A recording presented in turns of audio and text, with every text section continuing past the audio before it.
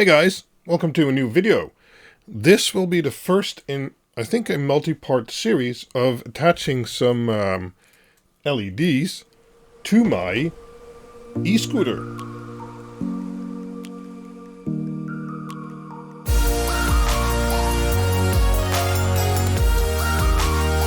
Now, as I've mentioned before, I didn't buy this e-scooter to drive on the public road, so although it's illegal to have LEDs on there, or at least I think so, because it's illegal on the underside of a car and stuff like that, I don't intend to use this e-scooter on the open road.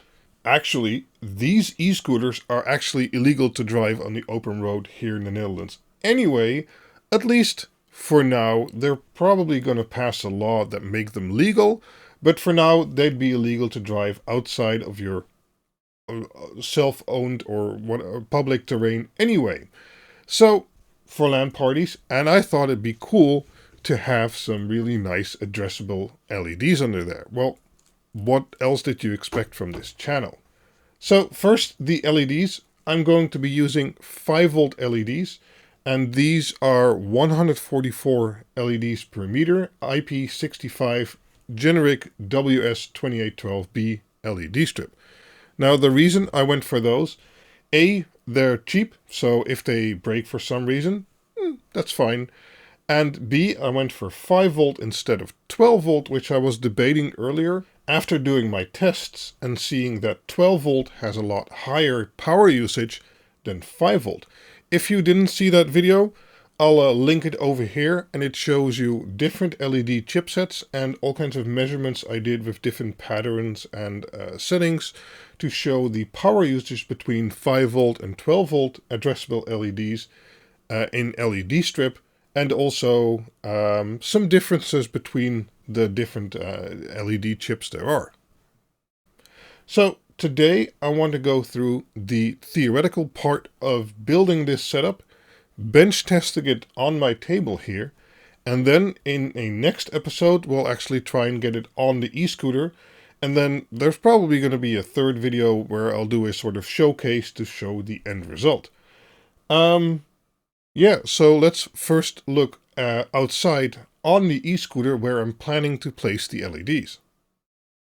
Hey guys, so this is the e-scooter I've been talking about.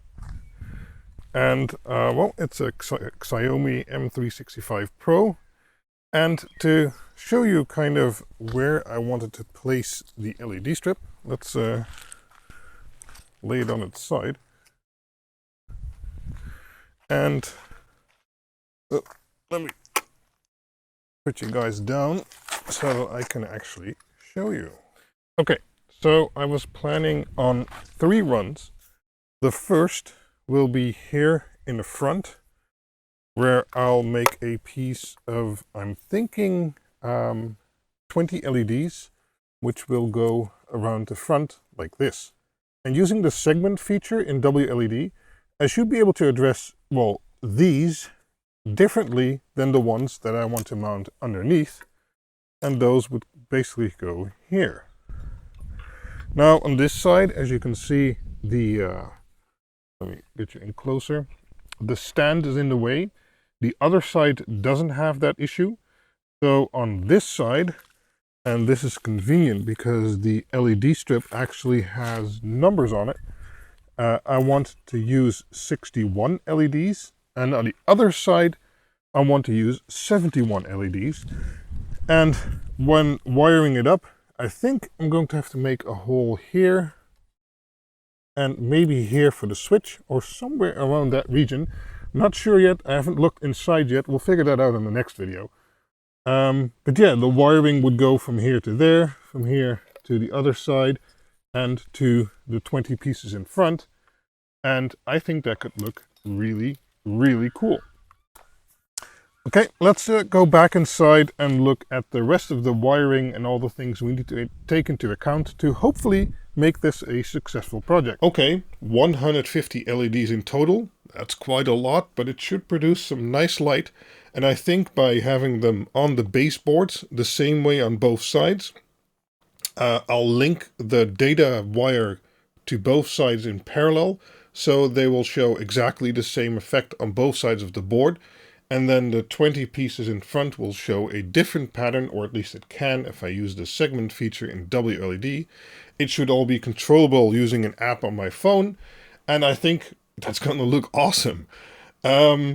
So let's take a look at the theoretical way I'm planning to connect this, and then, as I said, do a bench test to see if that's actually going to work.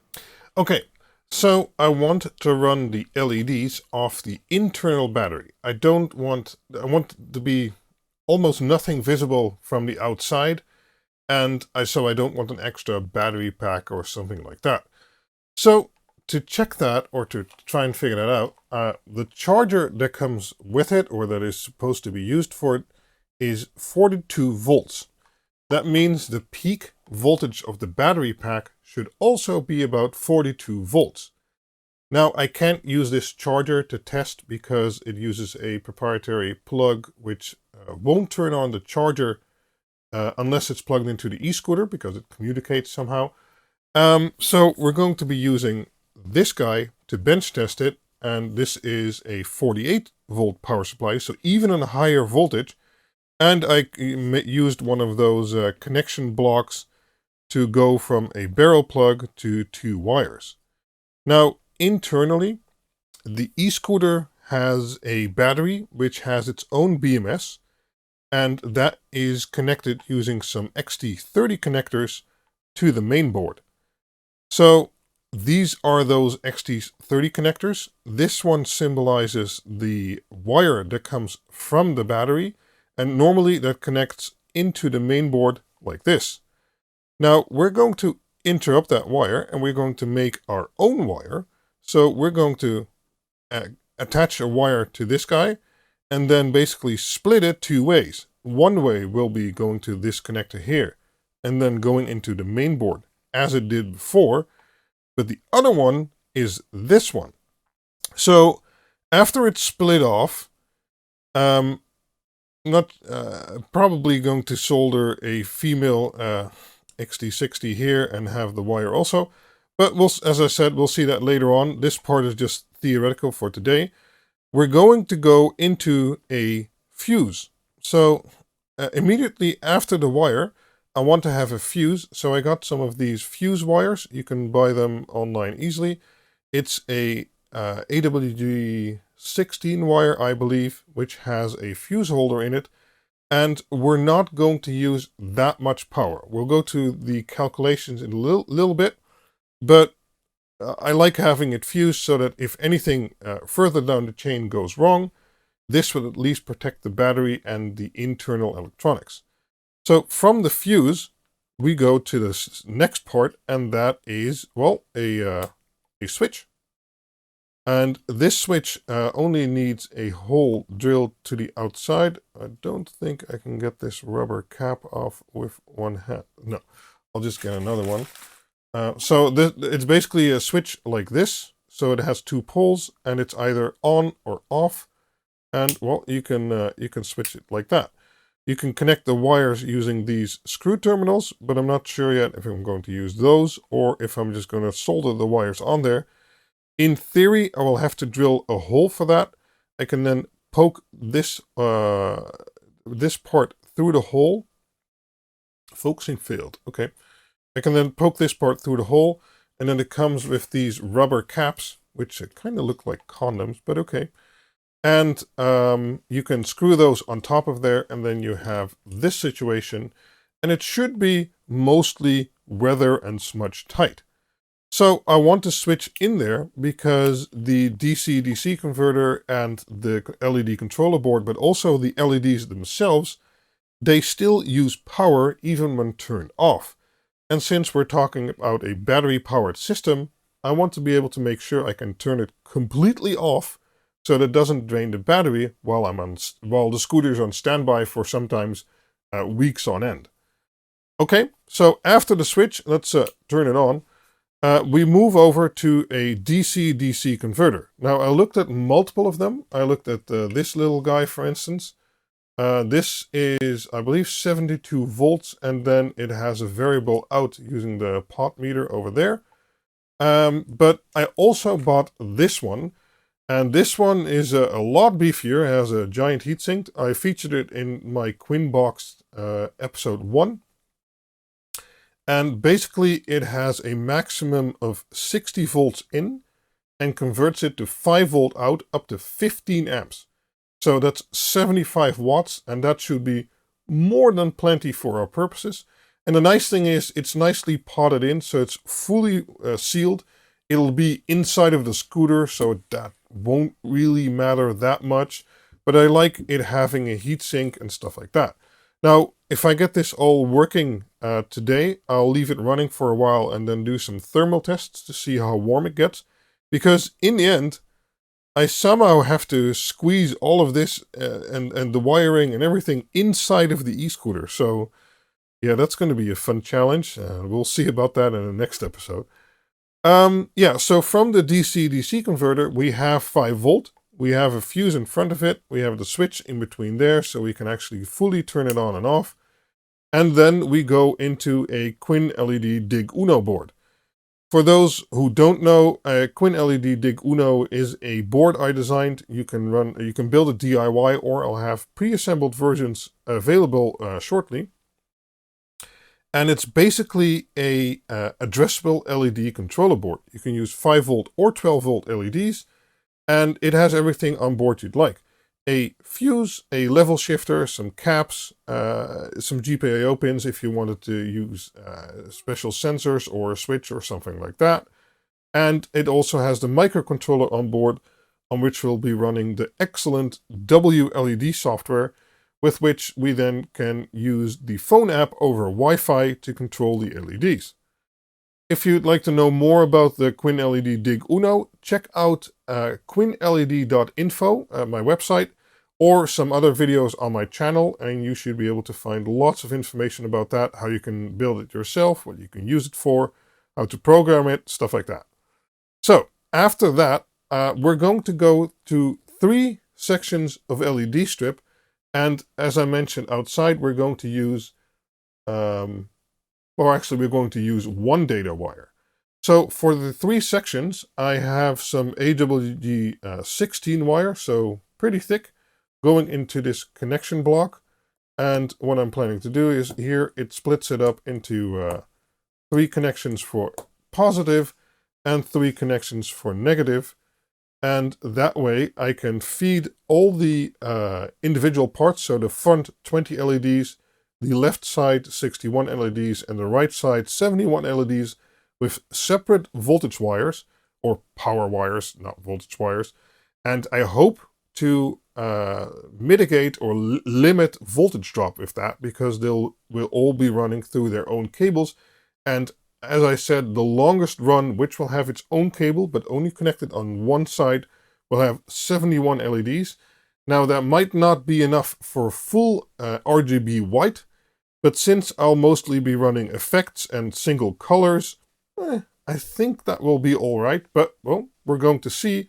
And if it isn't all right, I'll have to add some additional power injection wires later on. So here are the LEDs I talked about. And let's do some power calculations to see how much amperage it will use in the end. So if we have 152 LEDs, and I'm going to cheat by looking at my screen, and each LED can use a maximum of 60 milliamps or 0.06 amps, that means the total can draw 9.12 amps. And calculated in watts, that is 45.6 watts. So that's quite a decent amount of LED power we have there. But that is full brightness with no voltage drop. In reality, usage will probably be more around 1/3 of that, because if you set an LED to full red or full blue or full green, it'll use about 1/3 of that, because it's only using one of the LEDs. So 15 watt on average usage, or about 3 amps, is a more logical number. We can also use some software limits in WLED to make sure it doesn't use too much power to basically burn through the battery in like an hour. And but in the end, you'll want to design for the worst case scenario. So we want to make sure we can have around 10 amps running through the 5 volt section. So we'll fuse the QuinLED Dig Uno with 10 amps on there. It currently does 15 amps on there, but I recalculated with the LEDs I'm actually going to use. So with 9 amps, a 10 amp fuse should do great. And if we're looking at the higher voltage part coming from the battery, let's say that's not 42 volts, but 36 volts, that would mean about 1.25 amps would be the worst case scenario. So a 2 amp or 3 amp fuse there would be great. As said, I'm going to use AWG 16 and 18 wires, 18 going to the LEDs themselves, but there's multiple sections of that, and then 16 going from the battery to the DC-DC converter. And well, that's easily able to handle 3 amps of power, so that in the case something goes wrong, the fuse pops before the wire will melt. Okay, I think that's enough for the theoretical part for right now. Let me kind of janky jerry-rig this all together on my bench here, and then we'll turn it on together and see if smoke comes out or we see some pretty LEDs. Okay, I've finished janky setting this up. So to go through it again, here is our 48 volt power supply to basically mimic the voltage that will come out of the battery. I've connected that into one of these barrel to DC or DC barrel to, 2-wire plugs. And from there, we have a positive wire. And I added some wire ferrules to that end. And then it goes through this fuse here. There's currently a 5 amp in there because that's the lowest I have. And with the calculated 36 volts, we only need a 2 to 3 amp fuse, but still 5 volt is fine for the wire thickness that is connected. Then we have our switch, and this is in the 36 volt path, so we'll only see a few amps, so that should do fine. I used some crimpable ring connectors because these actually came with a screw in there, so that's on there pretty securely.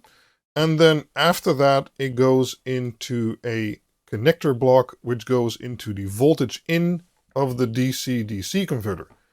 Ground is just connected, well, to the battery, and then directly into, again, a connector block, which is then connected into the DC-DC converter. From there, it should be 5 volt, so positive and negative go in here. There's still a 15 amp fuse in there, but I should replace that for a 10 amp in the end. Then I have two AWG 16 for positive and negative, which go into this connection block here. And then the LED wires on both ends, because, well, those wires were there, so I just connected them in, go into the positive and negative terminals respectively. So we're basically feeding it on both sides to drive the 144 LEDs. And then my L1D output, or my data wire output, goes into a different connector block and then connects to one side of the strip, because you only need to insert the data on one end, and then it'll be, replicated, I guess, all over the strip until it reaches the end of the LEDs. I flashed the ESP8266 on here with the newest 0.10.0 version of WLED. And, well, I think we're ready to turn it on, and I wanted to take you guys along for the ride. Let's hope this works, because the end result should be that the LED should light up in the default WLED pattern, and this is connected. Yeah, let's flip the switch. Nice. Okay. Well, okay. That's the intended result. So basically, it lights up 30 LEDs. That's the default setting in WLED.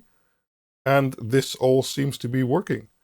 See how much power we're using? Okay, we're drawing about 5 watts from the socket. That's fine.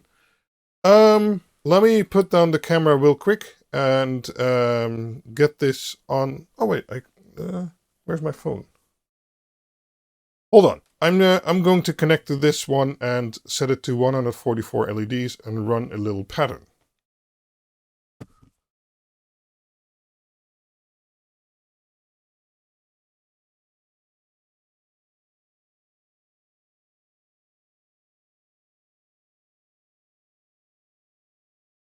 My light bar is right there. Okay, I've set it to 144 LEDs and upped the limit to 10 amps in software so that it will never use more than 10 amps. And well, we're currently seeing, let me get that out of the way. Let's see, 11.5 watts. Okay, that's fine. But that's only on half brightness. So let's make it red. Cool. And let's up it to full brightness. Okay. And that's using 16 watts. Let's go to blue, green, back to orange. And now the ultimate test. Full RGB white. Okay, let's see what that uses. So since we're using the 48 volt power supply, which is then going to the DC converter, it's using about 40 watts, let's say. And that is right in line with the calculations. Now let's make this, I don't know, some other color. Let's make it an effect. Effects. And let's look up the rainbow effect.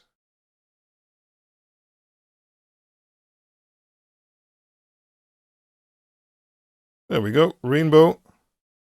And there we go. Beautiful rainbow color LEDs. Let me make it a little bit less bright. There, that should look better on video. Okay, so this whole janky setup for now is working. So again, 48 volt supply to simulate battery voltage. I'm getting that into 2 wires, which normally, or in the scooter, I will do with these XT30 connectors. We'll look at that next episode, or video in this series. Then the positive wire goes to a wire that has a fuse block installed in it, so it's fused on that side. Then it has a switch, and then it goes into the DC-DC converter, and the ground wire or the negative wire goes into the DC-DC converter immediately.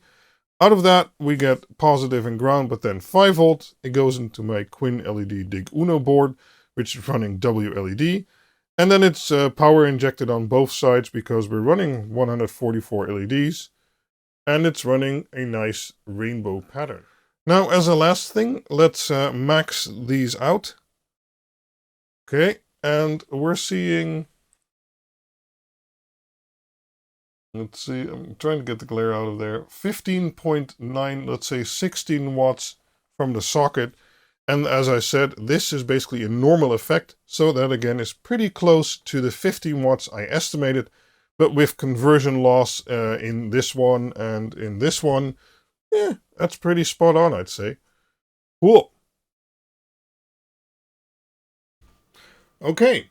As you might be able to see, the RGB rainbow effect on my disk is still running, but this first video is a success, or at least, well, I don't know if the video will be a success, but my intended setup using 48 volts and then DC converting it down to 5 volts and using that to drive LEDs and the estimated power calculations I did all seem pretty spot on.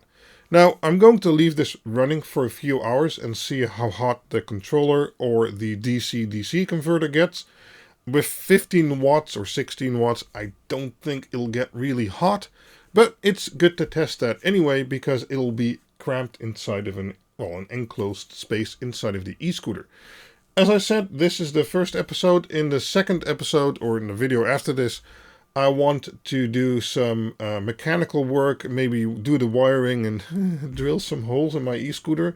I haven't been able to find any other way to get the cables out. There's one way at the back, but then it has to go through the fender and the wires could touch the wheels, and I'd rather do it out of the front and then make sure I seal it up with some hot glue and maybe some tape and stuff like that. I want to try and make it a permanent install so that it will last, but we'll have to see what we can do. Yeah, I'm very happy about this. This video probably has gone on for too long.